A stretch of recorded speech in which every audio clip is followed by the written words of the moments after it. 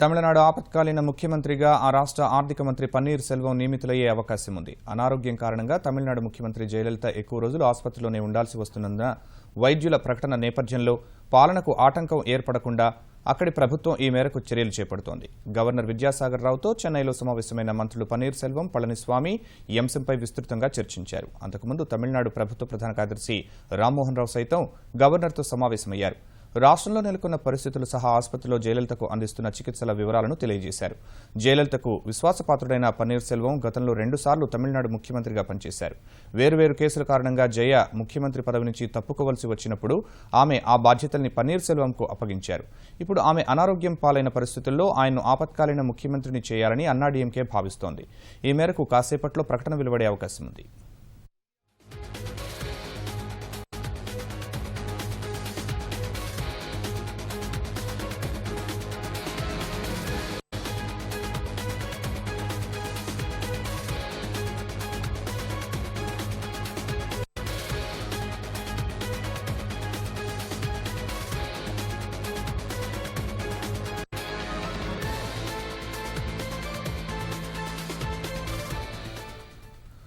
తమిళనాడు ఆపత్కాలీన ముఖ్యమంత్రిగా ఆ రాష్ట్ర ఆర్థిక మంత్రి పన్నీర్ సెల్వం నియమితులయ్యే అవకాశం ఉంది. అనారోగ్యం కారణంగా తమిళనాడు ముఖ్యమంత్రి జయలలిత ఎక్కువ రోజులు ఆసుపత్రిలోనే ఉండాల్సి వస్తుందన్న వైద్యుల ప్రకటన నేపథ్యంలో పాలనకు ఆటంకం ఏర్పడకుండా అక్కడి ప్రభుత్వం ఈ మేరకు చర్యలు చేపడుతోంది.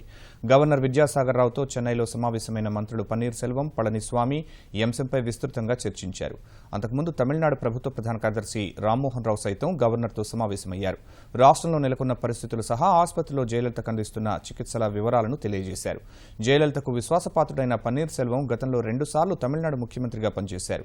వేర్వేరు కేసుల కారణంగా జయ ముఖ్యమంత్రి పదవి నుంచి తప్పుకోవలసి వచ్చినప్పుడు ఆమె ఆ బాధ్యతల్ని పన్నీర్ సెల్వంకు అప్పగించారు.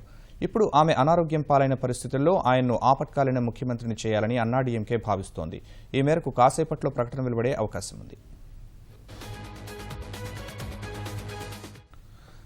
తమిళనాడులో తాజా రాజకీయ పరిస్థితిపై మరింత సమాచారం మా ప్రతినిధి ధనుంజయ్ని అడిగి తెలుసుకుందాం. ధనుంజయ్, తమిళనాడులో ప్రస్తుతం రాజకీయ పరిస్థితులు ఏంటి? శర్మ, వాస్తవానికి రాజకీయ పరిణామాలు అత్యంత వేగంగా మారుతున్నాయి.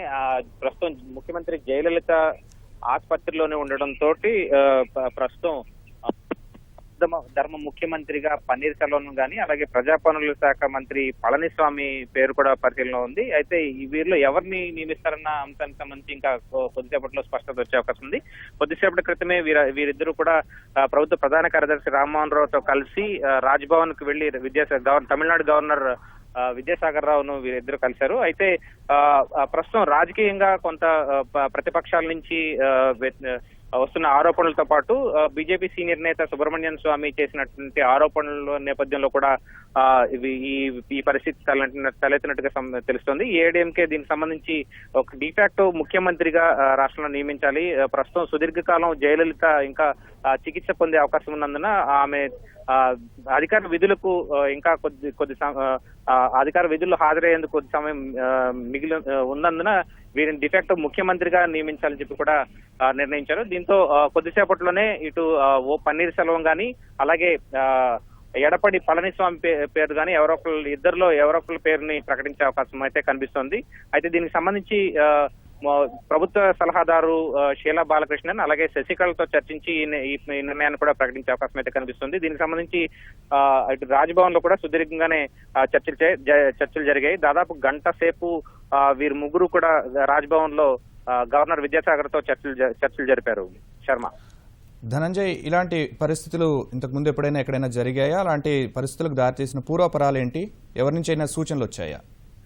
గతంలో కూడా ముఖ్యమంత్రి జయలలిత అక్రమాస్తుల కేసు, అలాగే కర్ణాటకలో అరెస్ట్ అయిన సమయంలో కూడా, ఆమె జైల్లో ఉన్న సమయంలో కూడా ఓ పన్నీర్ సెల్వం ను డిఫాక్టో ముఖ్యమంత్రిగా నియమించారు. తమిళనాడులో 2 మార్లు పన్నీర్ సెల్వం ముఖ్యమంత్రిగా ఇక్కడ విధులు నిర్వహించారు. ఎందుకంటే ఏడీఎంకే సుదీర్ఘంగా సీనియర్ నేతతో పాటు జయలలితకు అత్యంత సన్నిహితుడు, అత్యంత విశ్వాసపాత్రుడైనటువంటి ఓ పన్నీర్ సెల్వంకు 2 మార్లు ఇలాగే ముఖ్యమంత్రిగా అవకాశం దక్కింది. అయితే ఈ కేసుల నుంచి బయటపడిన తర్వాత జయలలిత మళ్లీ ముఖ్యమంత్రి పీఠాన్ని అధిష్ఠించారు. ప్రస్తుతం ఆమె అనారోగ్యం కారణంగా చెన్నై ఆసుపత్రిలో చికిత్స పొందడం, అలాగే మరికొంత కాలం పాటు ఆమె ఆసుపత్రిలో ఉండాల్సి రావడంతో ఈ ఆపద్ధర్మ ముఖ్యమంత్రిగా పన్నీర్ సెల్వంను నియమించే అవకాశాలు అయితే ఎక్కువగా కనిపిస్తున్నాయి. శర్మ, ధనంజయ్, అధికార పార్టీ నుంచి ఇప్పటికే ఏమైనా గవర్నర్ కు లేఖ అందించారా? అలాంటి ప్రతిపాదన ఏదైనా ఉందా?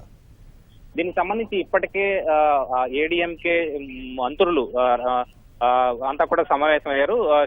శీలా బాలకృష్ణతో పాటు శశికళ వీరందరినీ కూడా సమావేశపరిచారు. అయితే అటు ప్రభుత్వ ప్రధాన కార్యదర్శి రామ్మోహన్ రావు కూడా మంత్రులతో ఈ అంశానికి సంబంధించి చర్చించారు. అయితే రాజ్భవన్ కి ప్రస్తుతానికైతే ఈ సీనియర్ మంత్రి ఎడపడి పళనిస్వామితో కలిసి మాత్రమే పన్నీర్ సెల్వం రాజ్భవన్ కు వెళ్లి విద్యాసాగర్ తో చర్చలు జరిపారు. అయితే అటు ఈ సమావేశంలో ప్రభుత్వ ప్రధాన కార్యదర్శి రామ్మోహన్ రావు కూడా ఉండడం, అలాగే ప్రభుత్వ సలహాదారుగా ఉన్నటువంటి శీలా బాలకృష్ణ నుంచి వచ్చినటువంటి సూచనల మేరకు పన్నీర్ సెల్వంకే ఎక్కువ అవకాశాలు అయితే కనిపిస్తున్నాయి. అయితే 2 మార్లు ఇప్పటికే పన్నీర్ సెల్వం ముఖ్యమంత్రిగా తమిళనాడులో ఆపద్ధర్మ ముఖ్యమంత్రిగా పనిచేసి ఉన్నారు. దీంతో మరొక విశ్వాసపాత్రుడిగా పేరున్నటువంటి ఎడపడి పళనిస్వామిని కూడా అవకాశం దక్కే అవకాశం అయితే ఉంది.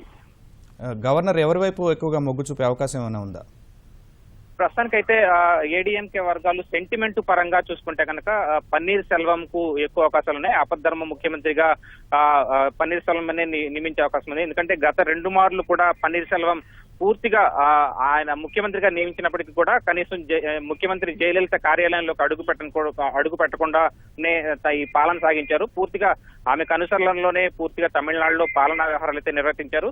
అయితే సుదీర్ఘ ఈ ఆసుపత్రిలో మరొక 4 నెల రోజులు పైగానే జయలలిత చికిత్స పొందే అవకాశం ఉండడం, ఇంత మరోవైపు రాష్ట్రంలో ఉన్నటువంటి రాజకీయ పరిస్థితుల కారణంగానే నేపథ్యంలోనే పన్నీర్ సెల్వం ను ఎంపిక చేసే అవకాశం అయితే ఉంది.